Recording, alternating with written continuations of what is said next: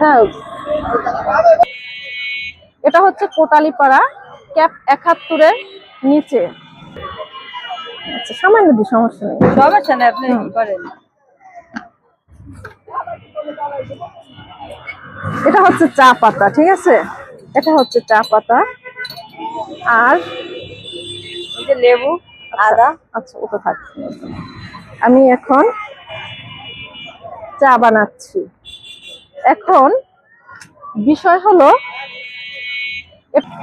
একটা পুরুষ যদি উদ্যোক্তা হয়ে করে সংসার চালাতে পারে, এই আপু হচ্ছে এই দোকানের মালিক, ঠিক আছে?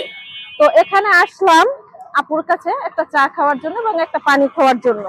এখন দেখি আপু হচ্ছে এই দোকানে চা বানিয়ে দিচ্ছে, কিন্তু চাটা ছিল সেই খুব সুন্দর, অনেক টেস্ট হয়েছে চাটা।